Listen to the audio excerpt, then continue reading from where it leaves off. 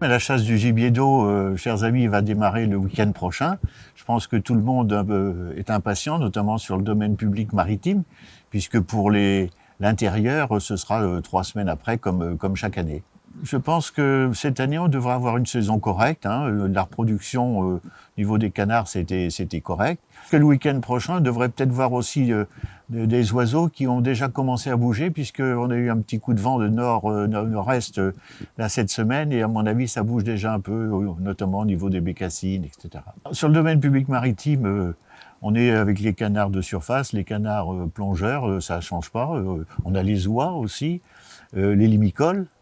Bon, a priori, rien ne change, sauf cette année, on est encore ennuyé avec le courlis cendré, avec la barge à queue noire, puisque vous savez qu'ils ont fait l'objet d'une enquête publique récemment, et que le ministère n'a pas encore publié l'arrêté, parce qu'il faut bien savoir que la chasse des migrateurs, c'est pas la fédération qui fixe les dates, c'est un arrêté ministériel, et là, on est dépendant des décisions du ministère, et notamment de notre nouvelle ministre de l'Environnement, Madame Pompili, qui se déclare, elle n'est pas anti-chasse, mais elle a quand même une bonne couleur verte qui commence à nous faire peur.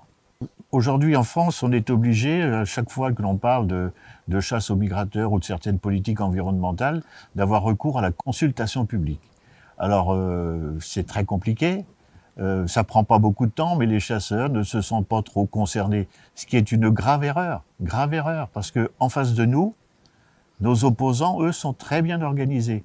Et quand un ministre doit prendre une décision, et puis s'il y a 10 000 écolos qui ont répondu contre la chasse, et puis qu'il y a 500 chasseurs qui ont dit qu'ils étaient pour, l'affaire, elle est pliée. Hein. Donc il faut s'habituer maintenant. Alors la Fédération nationale a bien compris le truc. Elle vient de créer ce qu'on appelle en anglais une task force, c'est-à-dire un groupe qui va se constituer pour s'engager à répondre à toutes les consultations publiques, ce que nous avons fait d'ailleurs en Seine-Maritime avec le groupe des ambassadeurs, des jeunes qui se sont portés volontaires pour répondre à toutes ces enquêtes. Alors l'ouverture qui va avoir lieu ce week-end, je souhaite que les chasseurs puissent tirer des oies, notamment les oies cendrées, ça va être ouvert. Alors maintenant, la question que vous allez tous me poser, c'est ouvert, ok, mais ça ferme quand? Alors pour la fermeture, je ne peux pas vous répondre aujourd'hui, puisque j'ai déjà dit tout à l'heure que ça ne dépendait pas de moi. Néanmoins, aujourd'hui, au niveau de la FNC, on a engagé la discussion avec le ministère et aussi les autres pays européens, parce que on est bien dans le cadre d'une gestion d'une espèce à l'échelle européenne. Hein. Et nous, on a vendu au niveau de l'Europe cette notion de gestion adaptative, avec un quota qui sera fixé, j'allais dire, par les institutions européennes, et la France aura son quota.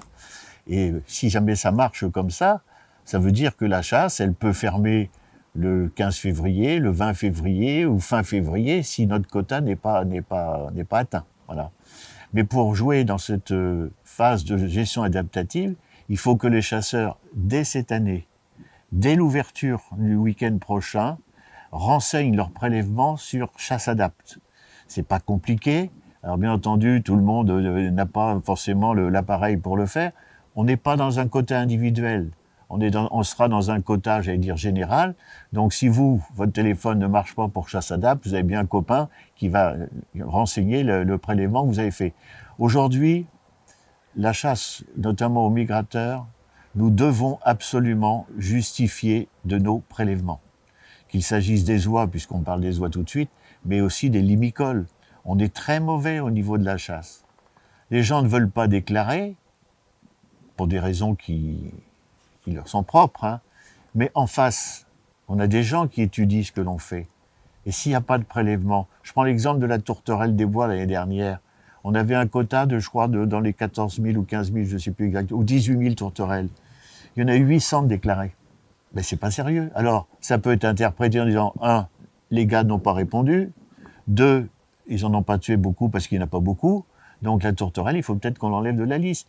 Donc, jouer à ce petit jeu-là, on se tire une balle dans le pied parfois. Hein. Donc, renseignez dès l'ouverture les oies que vous allez prélever, et puis on va savoir au mois de novembre, je pense au mois de novembre, au niveau de l'Europe, si notre notion de gestion adaptative a été retenue ou pas.